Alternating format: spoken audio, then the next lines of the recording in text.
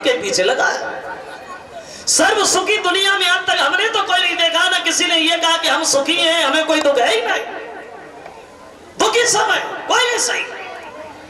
अगर किसी के पास पैसा नहीं है तो इसलिए दुखी है, और किसी के पास पैसा है तो पैसा सही दुखी है। किसी के पास इतना वक्त नहीं है जो आराम से चैन से रोटी भी खाए, और किसी के पास टाइम ही टाइम उसका टाइम कट ही नहीं रहा है, इसलिए परेशान है। किसी के घर में लड़का नहीं तो इसलिए दुखी है, और किसी का लड़का है तो लड़का सही दुखी है। कोई बीमारी से, कोई अधिकारी से, कोई घरवारी से, कोई रखवारी से, कोई मतलब सारी सही दुखी है। यानी दुखी समय सुखी कोई नहीं। कोई शरीर को दुखी है तो कोई शरीर से दुखी है। कोई ये सोचते हैं कि हम थोड़े मोटे हो जाते तो बढ़िया रहते, लेकिन जो लोग ज्यादा मोटे उनसे मिलो भी सब सही बड़े दुखी है। यानी दुखी समय सुखी कोई नहीं। कष्ट हर आदमी के पीछे लगा है। एक गीत हमारे मामा जी गाया करते थे और कहते थे कि आज के संसार में कोई न सुखी है, हर किसी न किसी बात से हर कोई दुखी है।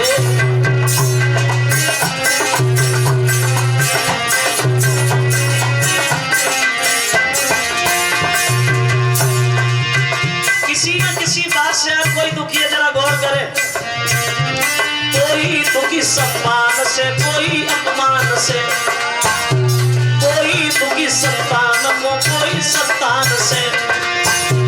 हर दुख से न होते वाला दुख शरीर का, और भोगता है प्राणी फल अपनी तकदीर का।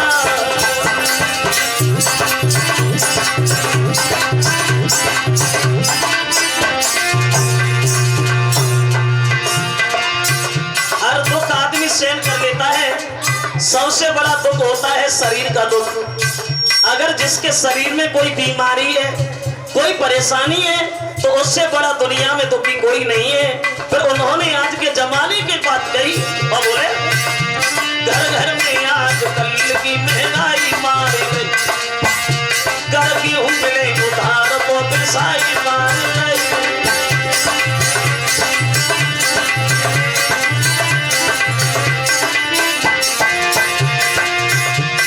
कर्मचारी लोगों की सफाई मार गई, फैशन के तौर कपड़ा की सिलाई मारी गई, बारे से लेके बूढ़े की दवाई मारी गई।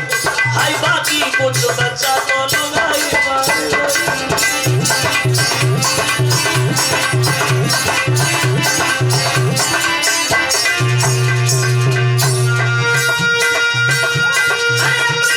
किस्मत है तो हरी लिखी है बाबा, हर किसी न किसी बात से हर कोई।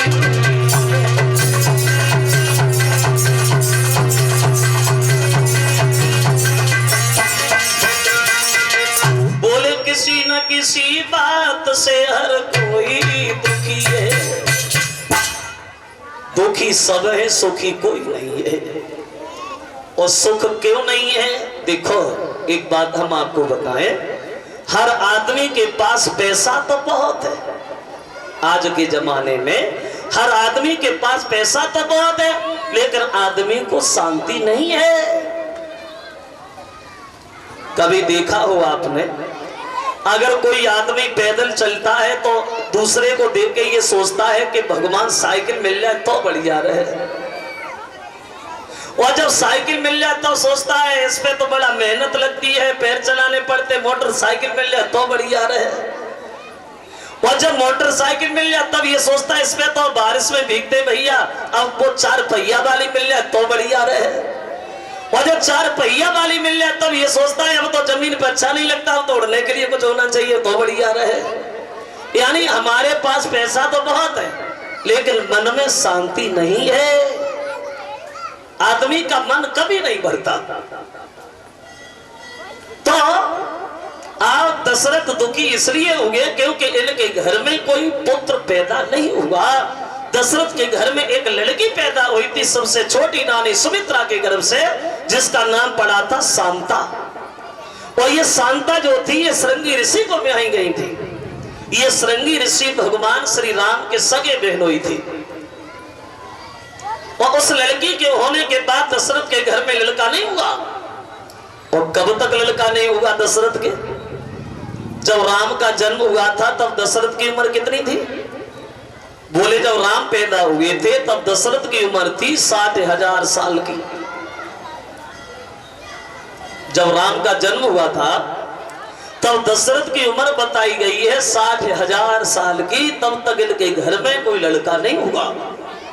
तो दशरथ दुखी हुए, लेकिन दशरथ को एक बार दुख हुआ कि मेरा पुत्र नहीं है। ये भी बड़ा सोचने वाली बात। भाई इन्हें दुख तो रोजाना होना चाहिए था कि हमारे लड़का नहीं है। पहले ने एक ही बार दुख क्यों हुआ? और जब एक बार दुख हुआ तो कौन सी बार हुआ? इतवार को हुआ, सोमवार को हुआ, मंगलवार को हुआ, कौन सी बार हुआ? तो गोस्वामी तुलसीदास ये कहते हैं रामचरितमानस में, इन्हें एक बार दुख हुआ। बोले कब? बोले तब इन्हें दुख हुआ तो बोले एक बार और दशरथ मन माही।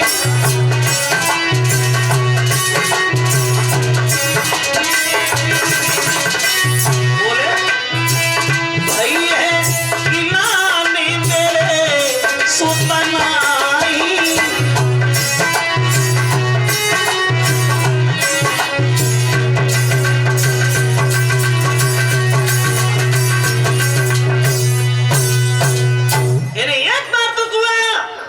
मेरे पुत्र नहीं है। बोले कब इन्हें कष्ट होगा? बोले तब हुआ जब ये शिकार खेलने के लिए दशरथ गए थे वन में। एक हिरण को मारने की कोशिश में लग गए। हिरण भाग रहा है, दशरथ बाण छोड़ रहे, लेकिन हिरण नहीं मरने में आ रहा है। सप्त वेदी बाण भी छोड़े लेकिन हिरण फिर भी नहीं मरा। तो हिरण से जब भागा नहीं गया तो हिरण खड़ा हो गया। और खड़ा होकर के मानव की भाषा में दशरथ से एक बात बोला, रुको अब नरेश आप हमें नहीं मार पाओगे। क्यों? बिना मतलब में मेहनत कर रहे हो दशरथ जी, आप हमें मार ही नहीं सकते। बोले क्यों नहीं मार सकता? तो हिरण कहता है आप हमें इसलिए नहीं मार सकते क्योंकि हमें एक वरदान मिला है। क्या मिला है? तो बोले कि जिन राजा के वो सुतना होई दिल से मेरो मरण ना होई।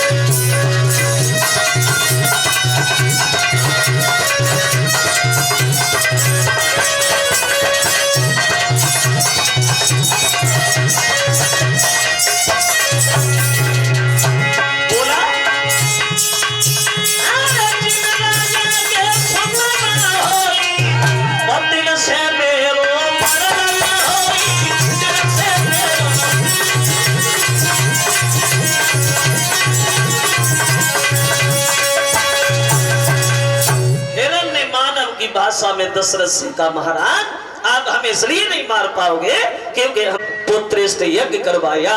और जब घर में यज्ञ हुआ तो तुलसीदास कहते हैं श्रृंगी ऋषि और वशिष्ठ बुलावा और पुत्र काम सुभज की करा।